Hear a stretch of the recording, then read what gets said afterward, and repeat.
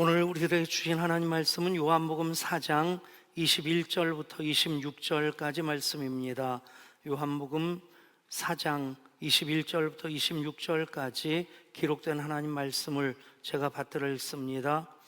예수께서 이르시되 여자여 내 말을 믿으라. 이 산에서도 말고 예루살렘에서도 말고 너희가 아버지께 예배할 때가 이르리라. 너희는 알지 못하는 것을 예배하고 우리는 아는 것을 예배하노니 이는 구원이 유대인에게서 남이라. 아버지께 참으로 예배하는 자들은 영과 진리로 예배할 때가 오나니 곧 이때라. 아버지께서는 자기에게 이렇게 예배하는 자들을 찾으시느니라. 하나님은 영이시니 예배하는 자가 영과 진리로 예배할지니라. 여자가 이르되 메시아 곧 그리스도라 하는 이가 오실 줄을 내가 아노니 그가 오시면 모든 것을 우리에게 알려주시리이다. 예수께서 이르시되 네게 말하는 내가 그라 하시니라. 아멘. 이름은 그 사람이나 그 단체를 대표하는 성격을 가지고 있습니다. 그래서 한 아기가 이제 잉태하게 되면 그 아기 이름을 어떻게 지어줄까, 그 부모님도 할아버지 할머니도 굉장히 고심을 합니다. 요즘은 대부분 엄마 아빠들이 이름을 져주는 것 같은데 저희 두 아들은 부모님이 아버님이 이름을 져주셨어요. 큰아들은 클 석자에 준걸 준자 석준, 그리고 둘째 아들은 넓고 큰 모양 한자에 준걸 준자 한준, 그렇게 져주셨습니다. 사실 제가 아이들에게 이름을 붙여주고 싶은 것은 따로 있었거든요. 무엇이었냐면 첫째에게는 두산이라고, 둘째에는 록담이라고. 백두산 백록담, 한라에서 백두까지 얼마나 큰 비전을 담는 겁니까? 그러면 통일 한국을 앞당길 수 있겠다 싶은 생각인데 그 당시에는 아이 그냥 한 집 건너 하나 낳자고 하기 직전까지 갔을 때였습니다. 그래서 하나만 낳아 잘 기르자 하는 것으로 쇠뇌가 돼 있어서 둘째를 낳을 계획이 없었는데 둘째가 나중에 하나님 선물로 주셔서 태어났는데, 그런데 그러고 나니까 더 아쉬운 거예요. 두산이 록담이 그랬으면 신문에도 났을 텐데. 이 얘기를 몇 번 했더니 저희 큰아들이 결혼해서 이제 아기를 갖게 되니까 저한테 부탁을 하더라고요. 아버지, 절대 두산이라고 록담이라고 이름 짓지 마세요. 여러분, 우리 예향교회 이름 또 많이 기도하면서 고민하면서 지은 이름입니다. 우리들끼리 얘기긴 하지만 만약에 교회 이름 경시대회가 있다면 단연코 예향이라는 이름이 1등이라고 믿습니다. 예, 아멘 안 하시는 분들도 축복합니다. 근데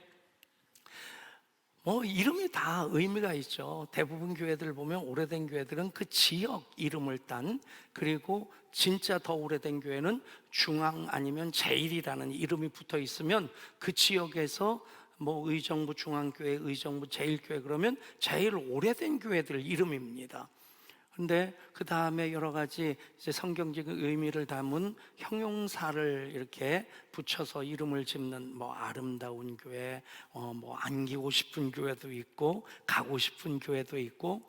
근데 예향이라는 이름이 정말 예수님의 꿈을 담은 교회인데 그대로 교회의 본질을 다 담은 이름이 예향이라는 이름입니다.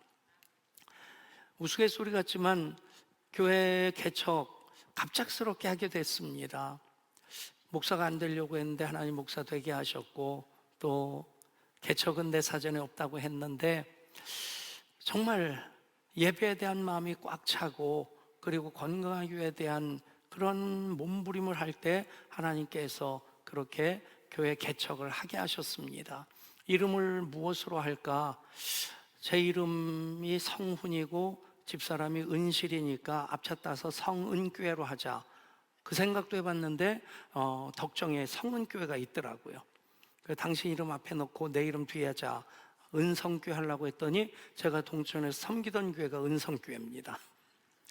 근데 예향이란 이름, 그렇습니다. 그대로 예수님의 꿈을 담은 이름이죠.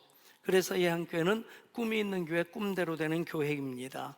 예향의 꿈 그대로 풀어내면 우리 교회의 사명 선언문이 됩니다. 우리 선포하는 마음으로 함께 읽겠습니다.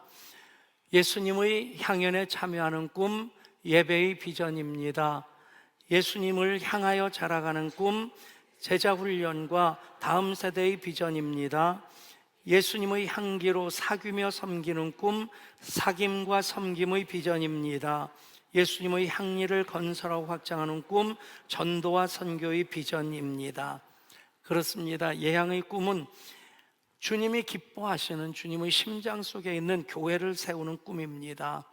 예수님이 꿈꾸시던 그 교회, 예수님 심장 속에 있는 그 교회와 싱크로율, 일치율이 많으면 많을수록 그 교회가 교회다운 교회고 건강한 교회입니다. 예한교회는 이 꿈으로부터 시작되었고 이 꿈을 키우며 24년 왔고, 그리고 그 꿈을 계속 하나님께서 이루어 주시는 과정이 24년 어간이었다 믿습니다.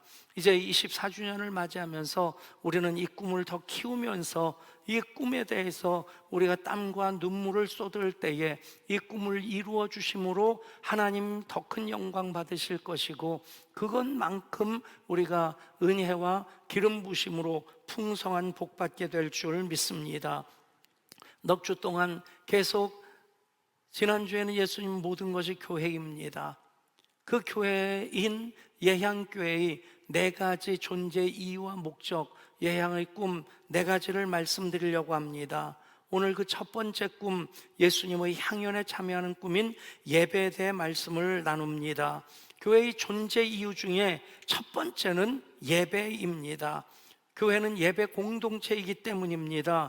예배가 없는 교회는 교회가 아니기 때문에 그렇습니다.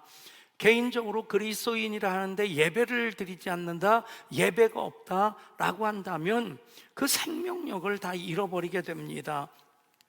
예배하는 자들 하나님 참 사랑하시는데, 소중히 여기시는데 그 이유가 무엇일까? 예배하는 자들은 하나님을 소중히 여기기 때문입니다. 그 예배의 간절함이 저는 예향교회의 DNA라 믿습니다. 동두천에서 5년 담임하면서 전통교회와의 어떤 그 벽을 많이 느꼈습니다. 그 중에 가장 안타까운 것이, 목사로서 예배를 마음껏 풀어내고 싶은데 이것이 마음대로 되지 않는다는 거죠. 가장 힘들었던 때가 오전 예배 11시 예배를 마치고 오후 3시 예배 사이에 한 달에 한 번씩 당회를 합니다. 그 당회를 하면 그 장로님들이 큰 형님 뻘이고 또 아버님 뻘 되시는데, 그 대부분이 한 분만 경상도 분이고 5분이 이북에서 피난 내려오신 분들이에요. 그냥 보통 때 얘기하는 게 싸우는 것 같아요. 그래서 제가 당회할 때 조금 이렇게 목소리를 낮춰서 하시면 어떻겠습니까? 그랬더니 한 분 장로님이 그러시더라고요. 그래도 목사님 오신 다음에는 이 탁자 유리가 한 번도 안 깨졌습니다, 그러는 거예요. 그러니까 사택 방 한 칸이 당회실이었는데, 근데 옛날 탁자 유리를 덮어놓은 것, 당회하다가 서로 목소리를 높이다 열받으면 그거 내리쳐가지고 자주 깨졌다는 거예요. 그런 분위기 속에서 당회를 하고 나면 제가 뭐 신문 받는 느낌도 들고 또 1시간 내내 혼났다는 생각도 들고, 그러고 나면 제 마음이 완전히 쪼그라들어 있고 제 영이 시커멓게 이게 죽어 있다는 생각이 들어요. 문제는 오후 3시가 되면 예배를 인도하러 제가 강대상으로 올라가야 되는 겁니다. 계단 셋 올라갈 때마다 그 생각이 들어요. 단두대로 올라가는 사형수의 심정이 이랬을까? 그냥 올라가다가 현기증이 나서 쓰러져서 병원에서 눈 떴으면 너무 좋겠는데 맨정신에 그럴 수는 없겠고, 그렇게 정말 어렵게 올라가서 마음은 새카맣게 죽어 있는데, 영은 새카맣게 죽어 있는데 예배를 인도하느라고 찬송 부르고 기도하고 말씀을 선포하면, 그때 고백이 무엇이냐면 예배 때문에 내가 산다. 예배가 나를 살게 한다. 여러분, 그 일이 반복되면서 제 속에 꽉 찬 마음이 예배 정말 간절히, 예배 정말 열심히, 예배 정말 마음껏 드리고 싶은 겁니다. 그 마음이 꽉 찼을 때 내 사전엔 뭐 개척이 없다, 아버님 정말 제가 존경하는 분이신데 은사가 많은 분이셨어요.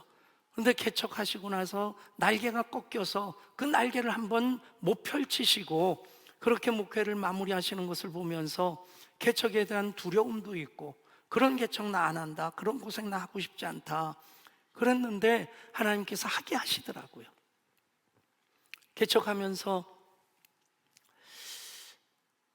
한 300여 명 출석하던 교회 담임 목사로 있다가 제가 또 원치 않는 개척을 하니까 마음이 너무 힘들더라고요. 그래서 친한 선배 목사님들을 찾아갔습니다. 10분을 찾아갔어요. 형, 나 개척하는데 3년 동안만 도와주면 내가 많이 힘이 될 것 같다. 그래서 가서 도와달라고 했고 10분 목사님이 한 달에 10만 원씩 3년을 도와줬어요. 첫 달부터 받아서 그대로 선교비로 썼는데, 그리고는 일산 한수만교회 유영모 목사님 찾아갔습니다. 형, 나 개척했는데 가만히 있어요? 뭐 해줄까? 피아노 한 대 사줘요. 얼마냐? 한 300만 원 할 거요? 300만 원 주더라고요. 가지고 오면서 옳다, 피아노 우리 집에 있는 거 내려다 놓으면 되고 이 돈 어디다 쓸까? 그때 서울의 대형 교회들이 막 영상 예배를 시작할 때였습니다.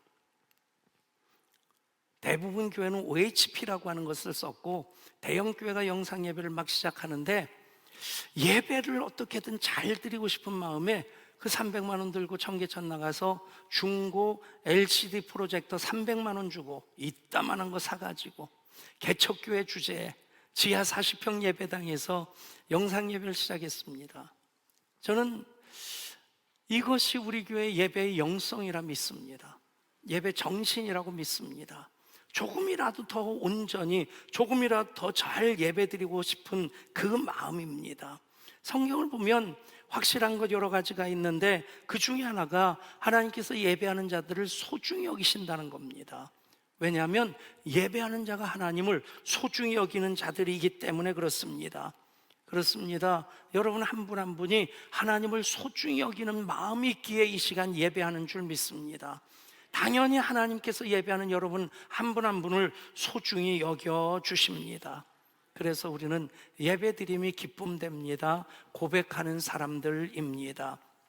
그 예배가 얼마나 중요한가? 오늘 말씀을 보면 예배를 통해서만이 그리스도이신 예수님을 만날 수 있기 때문입니다. 함께 따라 하실까요? 예배를 통해서 그리스도이신 예수님을 만나게 됩니다. 오늘 말씀은 예수님께서 사마리아를 통과해서 갈릴리로 가시던 중에 사마리아 수가성 우물가에서 한 여인을 만나는 이야기입니다.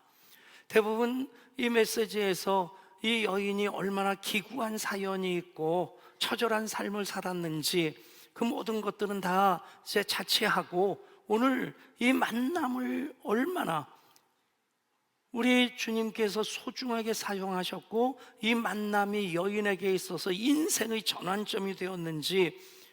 여러분, 난 12시에 물 길러 나가는 여인, 다른 사람들은 아침 저녁 선선할 때 물 길러 가는데 이 여인은 한낮 그 뜨거운 태양볕이 오히려 사람들의 따가운 시선보다 견디기 쉬웠기에 사람들을 피해서 낮 12시에 물 길러 갔는데, 그 우물에 사람들을 만나고 싶지 않아서 갔는데 거기에 한 낯선 남자가 있고 더더군다나 유대인 남자인 겁니다.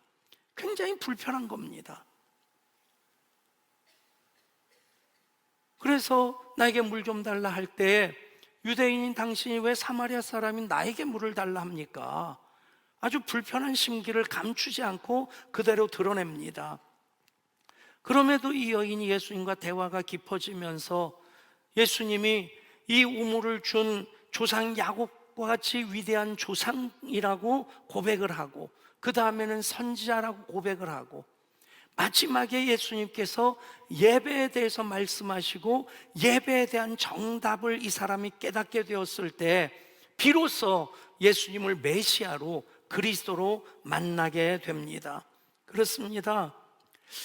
물론 하나님께서 소위 일반 계시라고 하는 그 영역을 통해서도 하나님 알만한 것을 사람들에게 주십니다. 양심이라든가 이성이라든지 자연이라든지 역사라든지 그런 모든 것 일반 계시 영역입니다. 이 영역을 통해서도 하나님 알만한 것 사람들 마음속에 주셨기 때문에 이 모든 것을 주관하시는 누군가가, 절대자가 계신가 보다. 그런데 특별 계시인 성경을 통해서는 그분이 바로 여호와 하나님이시다. 아멘. 그것에 대해서 정확하게 말씀해 주시는 겁니다. 마찬가지입니다. 그분이 예수님, 그분이 그리스도이신 것을 우리가 정확하게 깨달을 수 있는 방법은 바로 예배입니다. 그래서 주님 말씀하십니다. 예수께서 이르시되 내가 곧 길이요 진리요 생명이니 나로 말미암지 않고는 아버지께로 올 자가 없느니라. 여러 길 중에 하나를 말씀하는 것 아닙니다. 유일한 길, 유일한 진리, 유일한 생명입니다. 그렇습니다. 하나님 아버지께 나아가는, 하나님을 만나는 유일한 길, 유일한 진리, 유일한 생명은 오직 예수님이십니다. 그래서 하나님 세상을 사랑하사 이처럼 사랑하사 독생자를 주셨으니 이는 그를 믿는 자마다 멸망하지 않고 영생을 얻게 하시는 그 일을 예수님을 통해서 이루신 것입니다. 여러분, 이것이 얼마나 큰 은혜인지 모릅니다. 그렇게 예수님을 그리스도로 만나면 구원을 받고 은혜를 받고 그리고 능력을 받고 천국 백성의 삶을 삽니다. 예수 믿고 예배할 때 우리는 삼위 하나님, 또 새롭게 하시는 나의 아빠 하나님, 더 풍성하게 하시는 나의 구주 예수 그리스도, 그리고 또 더 뜨겁게 하시는 보혜사 성령님을 만나게 됩니다. 엊그제 뉴스에 나온 내용입니다. 2021년 국세청 자료인데 2021년 사업 소득을 분석을 했는데 가수와 운동선수, 유튜버를 비교를 한 겁니다. 가수 중에서 상위 1%가 99명인데 상위 1% 99명의 99명의 연소득이 평균 38억 원이었다는 거예요. 그 중에서도 1등하고 99등은 차이가 많겠죠. 문제는 나머지 99%인 9,761명의 1인당 사업소득은 연소득인데 1,100만 원이라는 겁니다. 그리고 운동선수는 상위 1% 375명의 평균 소득이 8억 원이고 나머지 99%인 37,143명의 1인당 연소득은 800만 원밖에 안 되더라는 겁니다. 이 격차가 가수의 경우에는 상위 1%와 하위 99%의 차이가 345배가 나고요, 운동선수의 경우에는 100배의 차이가 나고, 유튜버의 경우는 상위 1%가 342명인데 소득이 3억 6,600만 원이고 이들을 뺀 나머지 99% 33,877명의 연평균 소득은 600만 원. 일단은 여러분, 소득이 이것보다 많음에 감사하십시오. 그런데 중요한 것은 이게 사람들 사는 현실이라는 거예요. 신자유주의 경제가 지금 이 빈익빈 부익부 현상을 더 심화시키고 있습니다. 자본주의, 속물자본주의 그 현실이 역력하게 드러나 있는 통계입니다. 여러분, 그런데 따라하십시오. 예배는 공평합니다. 아멘. 예배하는 모든 자, 하나님을 소중히 여겨서 예배를 사모하고 갈망하는 모든 자에게 하나님은 제한 없이 은혜를 주십니다. 그래서 말씀하십니다. 아버지께 참되게 예배하는 자들은 영과 진리로 예배할 때가 오나니 곧 이때라. 예수님을 그리스도로 만나는 그때 비로소 영과 진리로 예배할 수 있고, 그래서 아버지께서는 자기에게 이렇게 예배하는 자들을 찾으시느니라. 하나님은 영이시니 예배하는 자가 영과 진리로 예배할지니라. 어떻게 예배하느냐에 대해서 우리가 도 닦을 필요 없습니다.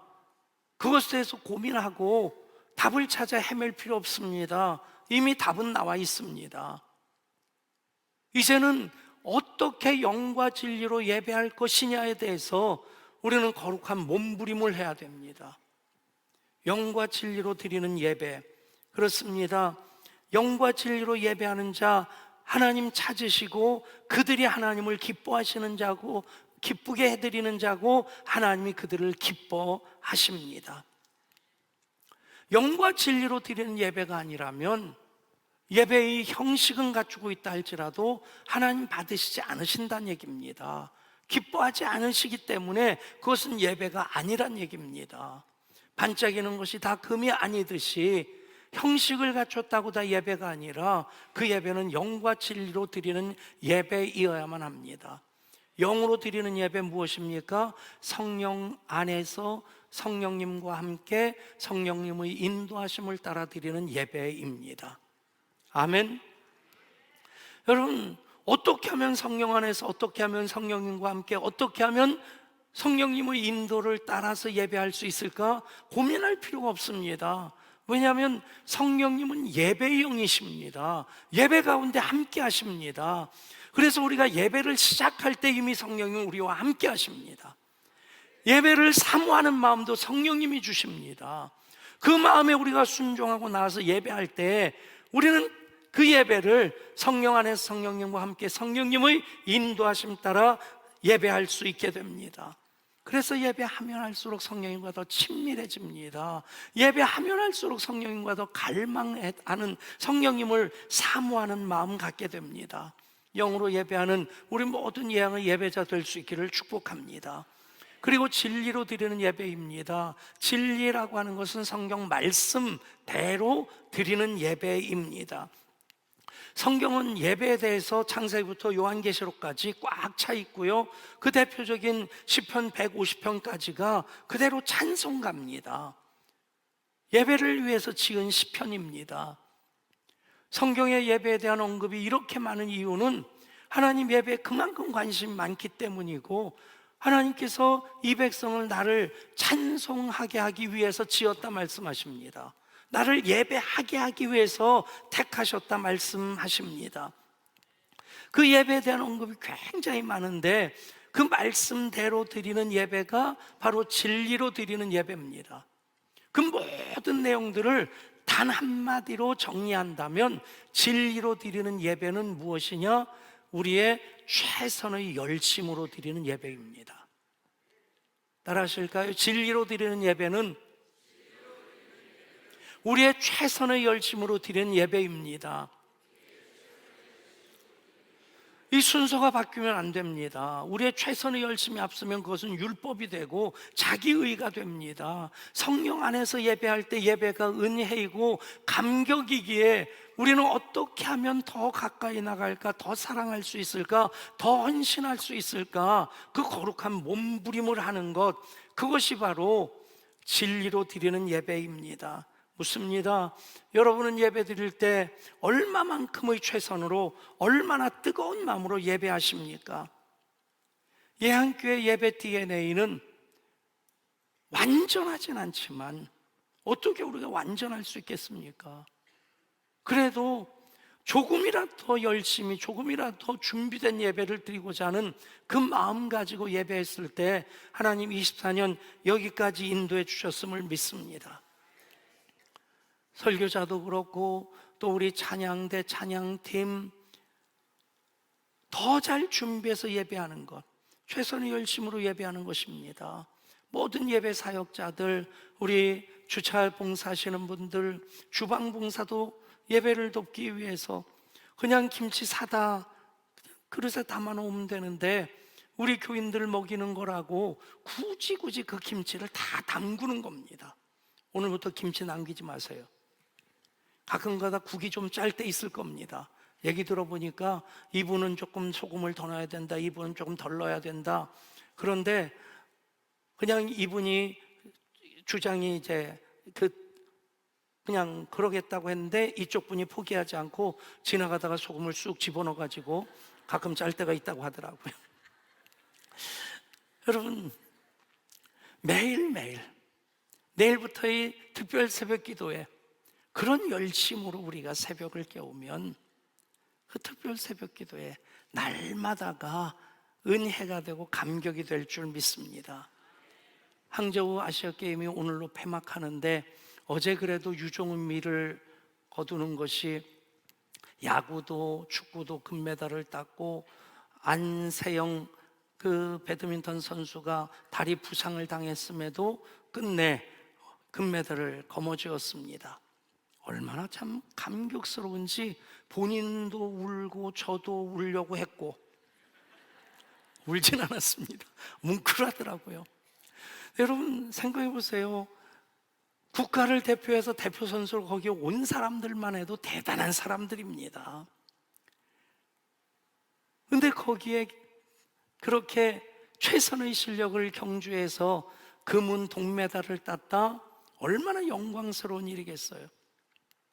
근데 조금 마음이 안 좋은 게 중국이 거의 금메달을 독식했고 우리는 일본 다음에 3위인데 메달 전체 숫자를 합한 일본하고 한국의 메달 전체를 합한 숫자는 중국하고 비슷해요. 근데 금메달 숫자는 중국은 200개고 한국하고 일본 거를 합하면 반절도 못 미칩니다. 그러니까 중국은 금메달 확률을 굉장히 높아요. 이게 짭짤하게 메달을 거뒀다는 얘기고 우리 한국은 동메달 확률이 제일 높더라고요. 그래서 조금 좀 장사를 잘 못했다는 생각이 드는데 그래도 어딥니까? 그런데 정말 아쉽게 이 기억은 항저우 아시안게임과 함께 쉽게 지워지지 않을 것 같아요. 1등으로 들어오댔는데 손을 번쩍 들고 세레모니를 하는 사이에 뒤에 오던 대만 선수가 날 들이미기를 해가지고 0.01초 차로 금메달을 뺏겼어요. 그런데 이 손을 든 선수가 바로 그 전날 게임 할 때는 다른 선수가 앞에 오면서 손을 들었고 다행히 우리나라 선수인데 그래도 금메달은 땄어요. 여러분 보면 왼쪽에 있는 그 선수가 3000m 계주에서 손 들다가 금메달을 뺏긴 선수인데 저 상태에서 날기밀에서 은메달을 딴 선수예요. 자기가 바로 전날 그래서 은메달을 땄으면 그 다음날 3000m 계주 그래도 꽤 앞서 왔으니까 승리를 자신했겠죠. 4년도 아니고 5년 동안 얼마나 피나는 훈련을 했겠어요. 얼마나 좋았으면 손을 번쩍 들다가 문제는 0.01초 차로 금메달을 빼앗겼다는 겁니다. 저도 화가 나서 싫어요로 꽉 눌렀어요. 그런데 프로필을 찾아보니까 좀 안쓰럽더라고요. 26살인데 비난할 것만은 아닌데 예배자인 우리들이 어떤 교훈을 챙겨야 할까? 어제 예배로 사는 사람이 아니라 오늘 예배에 최선을 다하는, 아멘. 여러분, 많은 사람들이 왕년을 얘기를 합니다. 왕년에 나 예담도 했고 난 왕년에 성령도 받았고 방언도 했었어. 그런데 오늘은 여러분, 어제 최선을 다해서 날디미를 하는 그 열심이 오늘도 있었다면 왜 금메달을 놓치겠습니까? 여러분, 우리의 예배가 과거를 우려먹고 사는 예배가 되어서는 오늘 우리는 하나님과의 그 풍성한 만남을 놓칠 수 있다는 얘기입니다. 사랑하는 여러분, 예배의 최선, 우리의 부족함을 핑계 삼지 아니하고 우리가 할 수 있는 모든 것 다 하나라도 더해서 하나님께 예배하고자 하는 그 예배가 최선의 열심으로 예배하는 것입니다. 최선의 열심 있는 예배라고 한다면 먼저 떠오르는 것이 솔로몬의 1,000번제일 것입니다. 1,000마리를 한꺼번에 드렸던 1,000번 드렸던 쉬운 것 아닙니다. 한 마리에 400만 원 넘는 그 황소를 잡아서 각을 떠서 다 태워드리는 번제를 1,000번 했다는 것은 액수로도 엄청나고 그 시간, 그 비용 엄청난 겁니다. 근데 여러분, 정말 놀라운 것은 하나님께서는 한 마리 양을 드리는 것도 황소를 드리는 것과 똑같이 받으십니다. 한 마리 염소를 드려도 한 마리 황소를 드리는 것과 똑같이 받으시고요, 한 마리 비둘기를 드려도 하나님은 황소 한 마리 드리는 것과 똑같이 받으시는 분이십니다. 우리가 찬송 한 곡 제대로 하면 하나님은 황소를 드림보다 더 귀하게 그것을 받으십니다. 시편 69편입니다. 내가 노래로 하나님의 이름을 찬송하며 감사함으로 하나님을 위대하시다 하리니 이것이 소곧 뿔과 굽이 있는 황소를 드림보다 여호와를 더욱 기쁘시게 함이 될 것이라. 아멘. 하버드 대학을 졸업하고 박사학위를 받았는데 몽골 선교사로 가신 이용규 선교사님, 그분이 몽골에서의 선교 사역들을 내려놓음이라는 책에 이렇게 담았습니다. 거기에 나오는 얘기입니다. 한 자매 전도에서 제자 양육을 하는데 참 믿음이 아름답게 자라는 그 자매가 주일 아침 그 집에 소 한 마리 있는데 소 한 마리 끌고 풀밭에서 풀 뜯게 하고 그리고는 예배당으로 오려고 하는데 무엇에 놀랐는지 이 소가 뛰기 시작하는 겁니다. 소를 잡으려고 달려가면서 땀 흘리고 먼지 범벅이 되고 소는 안 잡히고, 그러는 사이에 지금 예배 시간인데 이 자매가 결단합니다. 소보다 예배를. 그리고는 예배당을 향해 달려옵니다. 땀으로 먼지로 범벅되어 있는 이 자매를 보면서 이용규 선교사님이 묻습니다. 여차여차해서 그렇게 됐노라고. 소보다 예배를 드리기 위해서 왔노라. 그래서 예배당 앞에서 그 자매 손 잡고 복을 빌며 간절히 기도해 주었습니다.